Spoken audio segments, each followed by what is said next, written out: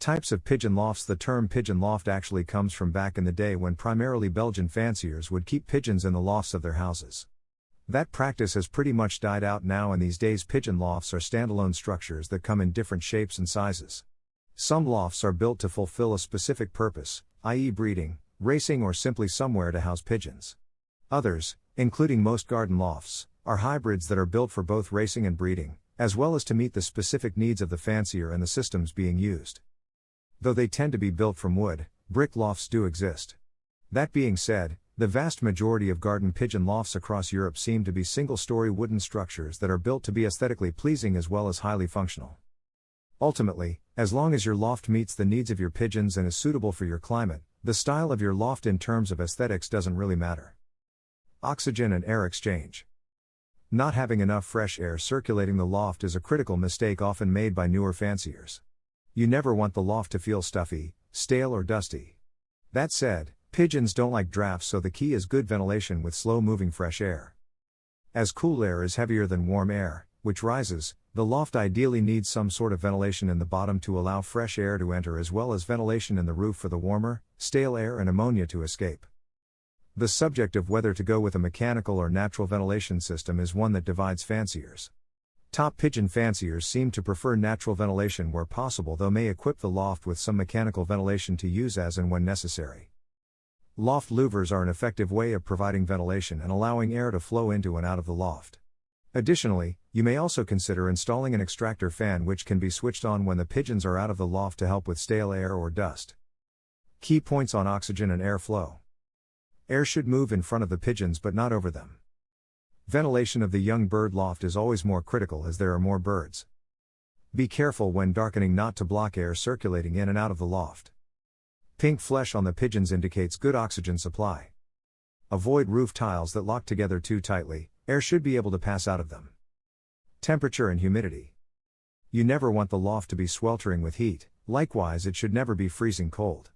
The ideal temperature many fanciers swear by is around 20 degrees Celsius or 65 to 70 degrees Fahrenheit. Perhaps more important than achieving an exact optimum temperature though is ensuring the temperature doesn't fluctuate too much, i.e. it's not 5 degrees in the morning and 30 degrees by the afternoon. As long as the temperature is constant, whether cooler, as it is in winter, or slightly warmer, the pigeons can come into form. Humidity takes oxygen out of the air and as such is another important factor to consider, especially in warmer, more tropical climates. Ideally, humidity levels should be kept between 60% to 70%. A hygrometer is a useful tool to keep an eye on the humidity in the loft. Additionally, the droppings can also be an indicator. Nutty brown droppings generally tend to indicate a lower humidity, while green watery droppings a higher humidity. Capacity. Overcrowding the pigeon loft can increase fighting, make the birds restless, limit the amount of oxygen intake each bird has access to, and increase stress levels, which can have negative health consequences in and of itself. It's very important to plan how many birds you want to keep in each section and ensure that there are enough perches, boxes, feeding trays, etc., for each bird. With young birds, it's better to have more than enough facilities, as going without their own box/perch can negatively impact the pigeons from a psychological standpoint. When it comes to air capacity, there's an old Belgian rule stating that it's best to allow 1 cubic meter of air per 2 birds, in other words, 18 cubic feet of air per bird. Never underestimate the importance of oxygen, and while we have already mentioned it above, it's worth doing so again when considering young birds. A lack of oxygen can severely affect the development of a pigeon. It's quite common in young bird racing to think that if you start with 100 or so youngsters and lose half, the half that were lost must have been the less intelligent and weaker pigeons. And while we may be quick to blame genetics for this, in actual fact, it's quite possible that those lost pigeons simply did not have the chance to develop to their fullest potential due to a lack of oxygen. That being the case, we have wasted both time and good blood because the loft had insufficient space, and therefore insufficient air capacity per bird to handle the number of pigeons being housed. Location and direction. Have your loft facing south so it gets the sun all day. Your loft needs to be clearly visible from the sky with as few surrounding trees or little other coverage as possible. Try to avoid building your loft near electrical or telephone wires, as these are common causes of broken legs and wings. Ideally, you want to place the loft in an open space with a good view on all sides, but also take into consideration weather conditions. Ensure you have a good amount of natural light to keep the loft warm and dry as much as possible. In winter you should be facing away from harsh cold winds. The placement of the loft in relation to how the birds return to the loft is also important. Obstacles that force the birds to circle numerous times to find a clear path, or surfaces that tempt them to land on can be a problem when every second counts in a race. With that in mind, the loft should be as far from other buildings as possible. Elevated off the ground.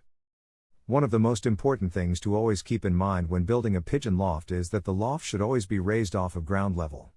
So the loft floor will never touch either the untreated ground or flagstones underneath. Having a space of at least 20 centimeters will help to prevent damp, allow air to circulate under the loft, water to drain away, and will also help to discourage any rodents/pests from nesting underneath. To achieve this, most people use breeze blocks stacked and cemented on all corners and under load-bearing areas. Be sure to carefully check for an even surface before cementing the bricks in place. Flooring. Most lofts will benefit from a wooden floor since it's a good insulator, stays warm, and is easy to scrape. Something like 4 mm plywood is a good choice for wood. Concrete floors, on the other hand, are not ideal because they tend to be cold and retain moisture. You may also decide to use a floor dressing, which can include things like wood chippings, straw, and even sand.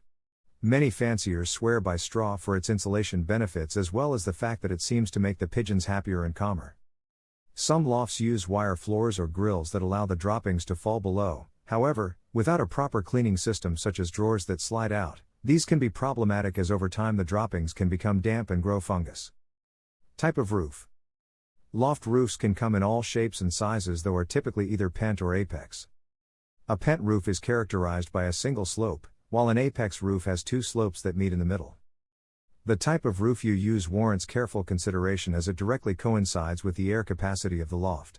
Additionally, the roofing material used is also important. While they may look good, tiles that lock together too tightly may hinder the rate in which stale air can be expelled from the loft. Apex roofs may be preferable as they make it harder for pigeons to land on, but also the extra space provided increases the air capacity in the loft, helping with ventilation. That said, pent roofs can work if you install wire or the like to deter the pigeons from landing on it. Additionally, if the loft sections have higher than average ceilings to begin with, the extra space provided by a pent roof may not be necessary. The pent-style roof used by Ron Williamson is worth noting. He has created a roof with two overlapping sheets of metal. Slits are cut in the roof directly above the vents in the loft sections below to allow airflow out. As air passes over the top of the roof, a convection effect is created which aids in pulling stale air out of the loft. In terms of the ceiling inside the sections, half-inch mesh is generally a good option as it helps keep vermin out while allowing air to pass through. Light. The manipulation of light and dark is incredibly important to success in pigeon racing. While the birds should have ample access to direct sunlight for their well-being and mental state, you also want to set the loft up in a way that allows for easy darkening while minimizing restrictions to airflow. This could be through the use of sliding or temporary panels to cover windows, loosely fitted curtains, etc. Glass, acrylic, perspex, or polycarbonate. Glass is notorious for causing temperature fluctuations in the loft, especially when installed in the roof. Additionally, the more glass, the more humidity you are likely to get in the cooler months, and the hotter/drier the loft will be in the summer.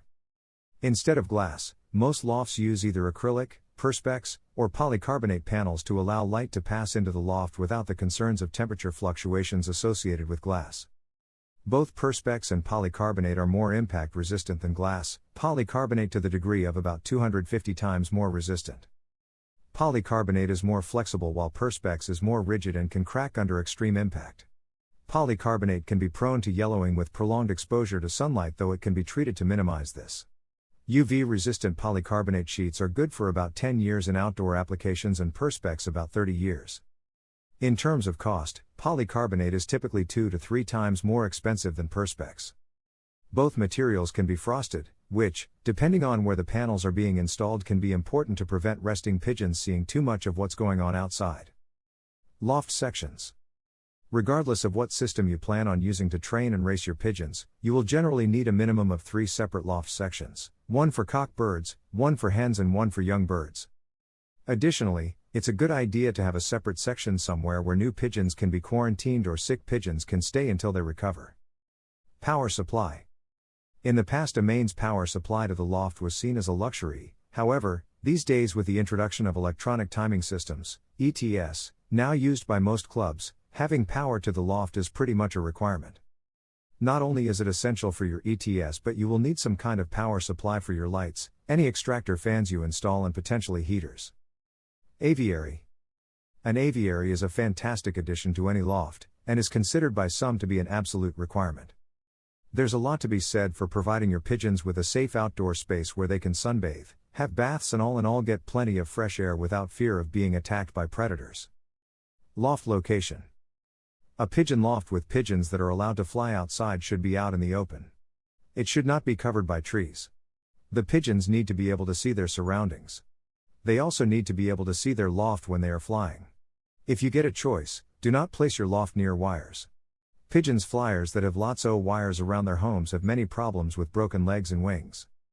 Loft direction. Your pigeon loft should be facing the direction of your most pleasant weather. It should be facing away from the bad weather of winter. For most people, the best direction to face air lofts is to the south. Blocks.